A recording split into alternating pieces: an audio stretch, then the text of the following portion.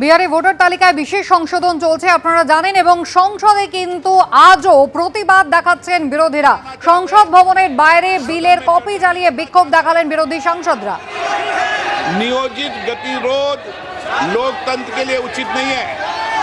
आप आकर मिले, हर चर्चा गतिरोध को, अगर सदन नहीं चलाना चाहते तो सदन की कार्रवाई आज 2 बजे तक के लिए स्थगित की जाती है। লোকসভার অধিবেশন দুপুর 2টো পর্যন্ত মুলতবি করে দেওয়া হলো। অন্যদিকে পাটনা বিধানসভা বেলা 12টা পর্যন্ত আজ অধিবেশন মুলতবি করে দেওয়া হয়েছে।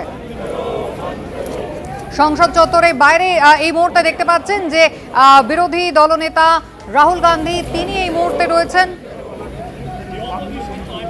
কিছুক্ষণ আগেই সংসদ থেকে তারা বেরিয়ে আসেন। লোকসভার অধিবেশন দুপুর 2টো পর্যন্ত মুলতবি করে দেওয়া হয় এবং অন্যান্য দিনের মতো বিরোধীরা তারা আবারও একজোট হয়েছেন। এসআইআর এর বিরোধিতা তারা করছেন এবং ইতিমধ্যেই পোস্টার প্ল্যাকার্ড হাতে নিয়ে তাদের আজও অন্যান্য দিনের মতো স্লোগান দিতে দেখা গেল।